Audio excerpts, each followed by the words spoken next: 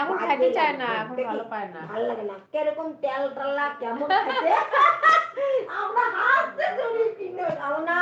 দিদিকে ফোন করে বললাম তো কি খা, কাকে না চাল খাই জানিস, চাল বাটা হলে ভালো লাগে না, ভাল লাগে না চাল বাটা খাই কেমন পাতলা। আমি ফোন করে বলতো তো হাসতাম, ওর কথা শুনে না আমাদেরটা কথা শুনে তুমি হাসতে হাসতে মরবা।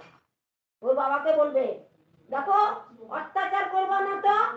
এও বলে বীর যদি বেশি কিছু বলে দেখো না দাদা কি জ্বালাচ্ছে। হ্যাঁ ও করবে তাই। একদিনকে আমাদের ঘরের মধ্যে বিছানার মধ্যে লাফালাফি ঝাপাঝাপি করতেছে, এমন টাইমে বাবু আসতে কথা তোকে লাফাতে না করছি না, আমার মোবাইলটা না একটু টিক টিক টিক টিক আওয়াজ হয়, বুঝছো তো, তো দাদুর মোবাইলে আওয়াজ হয় না, তো দাদুর মোবাইলটা নিয়ে বলছি না এটা ভালো না, দাদির মোবাইলটা দাও তো, কে আর এটা নেই, বলে কি না তোমারটা নেবো, দাদিরটা দাও।